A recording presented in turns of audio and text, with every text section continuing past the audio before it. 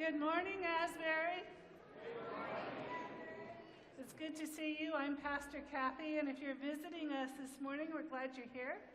And we're glad you chose to be with us, and hopefully you received a visitor's packet if you're visiting it. We have a blue sheet in it. If you would take a few moments to fill that out and put it in the offering plate or in the basket in the entryway. During the week, we'll contact you and answer things you might, questions you might have, and connect you with things you're interested in.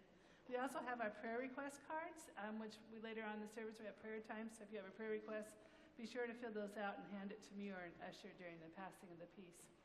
I know we come this morning with mixed emotions. It's been a tough week in our nation. We've had yet another mass shooting. We're really concerned about our state as it's burning at both ends. And so we bring those concerns with us. We also bring a sense of gratitude as today is Veterans Day, and we give thanks and acknowledge those veterans among us. And so we bring all of that here to offer it up to God and to know that we are God's people and that God will always be with us to guide us, to give us insight and ideas, and to send us out to be God's love in the world. And so as the acolytes prepare to bring down the light of Christ, I invite you to take this time to center and to prepare your hearts and minds for worship. As an introduction to the scripture, Jesus, as a Jewish man and rabbi, would have known the Ten Commandments forward and backward. In this story, he is approached and asked which commandments are the greatest. Jesus takes the entire law and collapses it into two phrases, which essentially become one commandment. We are to love God with everything we have, and we are to love our neighbors as ourselves. To love our neighbors is also to love God. Hear these words from the Gospel of Matthew. When the Pharisees heard that he had silenced the Sadducees, they gathered together, and one of them, a lawyer, asked him a question to test him. Teacher, which of the commandments is the law is the greatest? Jesus said to him, you shall love the Lord your God with all your heart and with all your soul and with all your mind. This is the greatest and first commandment. And the second is like it. You shall love your neighbor as yourself. On these two commandments hang all the law and the prophets. May God bless the reading of this gospel.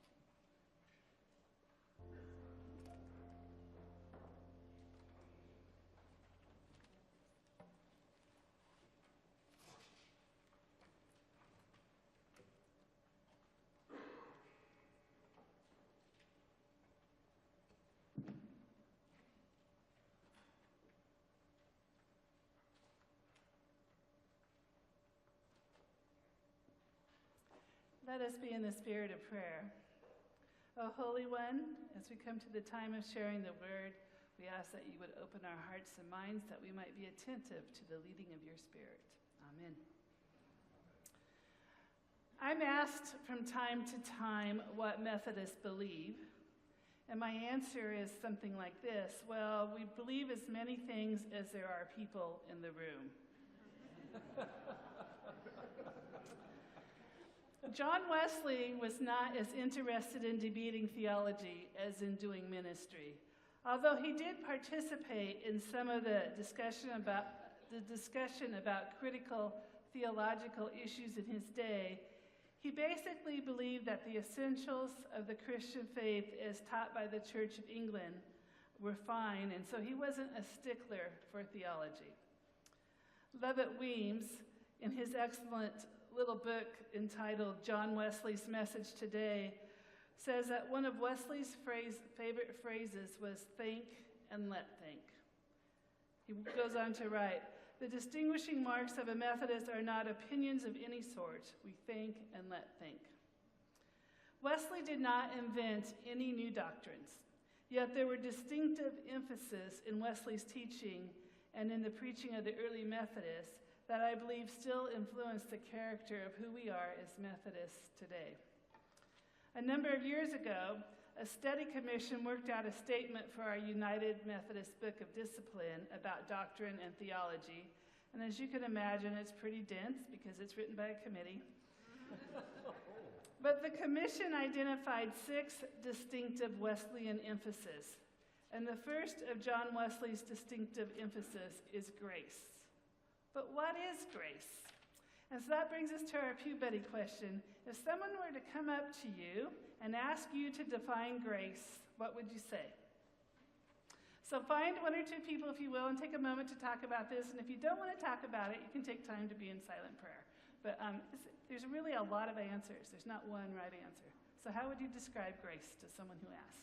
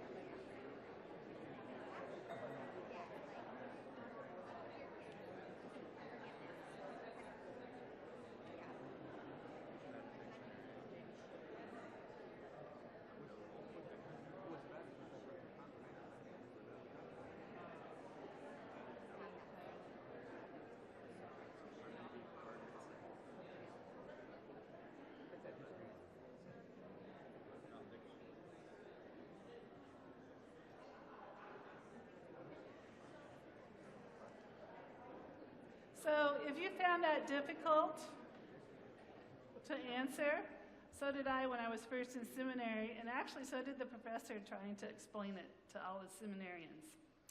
But there's a story I think that might be helpful. There's a story about a minister who dreamed that he had died and he'd gone to the pearly gates and St. Peter's there, and he says to this minister, "You need 100 points to get in." And so the minister proudly says, "Well, I was a pastor for 47 years. "That's nice," answered Peter. 1 point. 1 point is all I get, says the minister. And St. Peter says, "Yep." He goes, "Well, let's see. I visited shut-ins every chance I got. 1 point. I worked with the youth, and you know how that is. 1 point.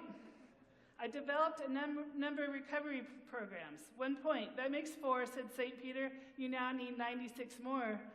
Oh no, 96 more. I feel so helpless, so inadequate, except for the grace of God. And St. Peter goes, 96 points, come on in. Wesley thought of grace as God doing for us what we cannot do for ourselves. And grace is always God's step toward us, which means that grace comes before we ask for it. Grace comes before we even realize we have a need for it. And grace comes well before we realize we have received it already. In one of his sermons, John Wesley writes, "Salvation begins with what is usually termed prevenient grace, including the first wish to please God, the first dawn of light concerning God's will, and the first slight transient conviction of having sinned against God." Wesley continues, "All these imply some tendency toward life, some degree of salvation, the beginning of deliverance from a blind, unfeeling heart." Wesley was an optimist about grace. He was convinced that God was always taking the initiative to reach out toward us, that God's grace is not thin and hard like it is at 11,000 feet when you're trying to breathe the air, the oxygen's so thin, but rather that God's grace is thick and rich and dense, and that God's grace is everywhere, so that we are breathing it in before we even know that it exists. John Wesley's favorite verse when he preached about prevenient grace was from the Gospel of John. "The true light, which enlightens everyone, was coming into the world." The true light, which enlightens everyone. Wesley went on to write, "Everyone has a greater or lesser measure of this, Christian and non-Christian alike. There is no there is no exception except for those who have quenched the Spirit and who are wholly void of God. For Wesley, this early and universal grace was just the beginning, the very beginning of our relationship with God. In fact, he likened the experience of grace as coming onto the front porch of God's house. But Wesley expected that our relationship with God would deepen and that we would experience other aspects of God's grace: forgiveness, release from guilt, a sense of God's Spirit, God's presence being with us, freedom from the compulsion to sin, and the development of a caring and feeling heart. This justifying grace is what this stage is called, is the realization that we can have a new life in God, and it gets us past the entryway of God's house. Sometimes I think it's sad that many people choose to remain on the porch of God's house. They're not interested, or they're afraid, or something is keeping them from going further into the house.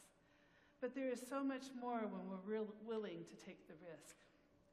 Wesley reminds us that once we are inside the house, God invites us to come and live there. God doesn't want us just to tour like a museum visit where we're spectators. God's invitation is not only to come and see, but to actually move in. This sanctifying grace works to transform from people who have lived in their own places to people who live in communion with God and our neighbors under one roof. Wesley's assumption was that God's grace was everywhere, that it touches every child, every man, and every woman, and that God's light, the true light, illumines everyone, and that this light fills the earth. This is not an insignificant thing to believe and to affirm. It is part of the reason that Methodism tends to be open. We can learn from the world around us, from the pursuit of human learning, from the sciences and medicine and culture and the arts. Wesley loved learning. He loved science. He loved medicine. He was fascinated by new theories and ideas, and he paid close attention to diet and became a vegetarian back in the years when who knew what a vegetarian was. Like Benjamin Franklin, he was fascinated by the medicinal uses of electricity. And I'm not suggesting he was always right, but that he was open. And this grew from his conviction that God's grace is present in the natural world. It is present in the university. It is present in secular learning. God has not abandoned the world to let it go to hell. There's something of the true light shining everywhere. Anything can be a means of experiencing God's grace. Now, let me be clear, John Wesley was not a plaster saint. He was somewhat of a fanatic. He was compulsive at times and irrationally driven at times. And sometimes he was even out of touch with his own feelings. You just need to read about his botched courtship with the woman he was engaged in to learn about that. Yet, even though Wesley tended toward a fanaticism and began a new Christian movement, he never became sectarian. He was always Catholic in spirit. He did not disdain the world. He did not disdain tradition. He did not turn his back on learning and culture. He was an optimist about the grace of God and its power to change selfish human beings into people who saw the face of God on all the other people in the world and begin to learn how to care for those people profoundly. Much of what Wesley taught, he learned the hard way through his own faith struggle, which was intense and often agonizing. He often found it very difficult to experience and then to accept God's love for him. When Wesley was a student at Oxford University, he was part of a Christian fellowship of students who were deepening their life with God. And they made long lists of the practices that they would do in order to covenant with God. They would get up at 5 a.m. every day to pray. They would have regular communion. They would have confession. They would give alms to the poor. They would work with the poor. And they would visit those who were in prison. And throughout this time of working like that as a group, they discerned that there were 3 rules that Christians needed to follow that would lead them to love God with all their heart, mind, soul, and strength, and would lead them in very tangible ways of loving their neighbors as themselves. And you know those 3 rules, right? First, what? Do no harm, do all the good you can, and stay in love with God, right? That's what. And you should have gotten little bookmarks when you came in. If you didn't, see the ushers on the way out. Following these 3 simple rules provided the material for these students to practice out in the real world and then come back to discuss and hold each other accountable for the results. That's what small group ministry is all about. But their practice also created the opportunity for people to ridicule them. And so some people saw that they had all these rules, and so they called them Methodist because they had a method for everything. And at the time, that was a derogatory name, but of course, that name stuck, and we've turned it into something to be proud of. But in spite of his intense religious discipline, Wesley did not experience a sense of peace. He went to get advice from the Anglican preacher, William Law, who said, "John, you're making this too difficult. Christianity isn't as hard as you're trying to make it." And Law put it this way: all Christianity can be summed up in this: we loved because God first loved us. That's from the first letter of John. In other words, grace. In everything the early Methodists did, they emphasized grace. Even when living out the 3 simple rules, the emphasis was on grace, forgiving each other when they had failed, picking each other up to go back out and to try again. It was always grace. And this became one of Wesley's distinctive emphasis, one of the 6 that committee wrote about. God's love is not rare and difficult to find. It is there before we are ready to receive it. It is there reaching out to us. It fills the world. The world really is thick with grace. It touches every woman and man and child. It manifests itself in the light of human learning, in the arts, in the sciences, in the pursuit of justice, and in our care and compassion for each other. We love because God first loved us. This is our Wesleyan heritage. You have received this bookmark this morning, and I want to invite you to take that bookmark home and put it somewhere to remind yourselves, maybe in your bathroom, on your bathroom mirror, on your dashboard of your car, on your refrigerator, taped to the TV remote, I don't know. And I want to invite you to talk about these guidelines with your family and with friends. Maybe you can journal about them or talk about them over at dinner or go out to lunch with your friends. And, Thanksgiving's coming up, so maybe instead of arguing about politics, you can talk about what would it be like for us to have a Thanksgiving dinner where we practice first do no harm. It's a way to focus on how grace operates in our lives. The one I usually struggle with the most is first do no harm. At first, when I first heard these rules, I thought, oh, that's easy. But then you try to live by it, and it is really difficult to first do no harm. We love because God first loved us. This is our Wesleyan heritage, and this is our Wesleyan method, and this is our Wesleyan vision. Amen.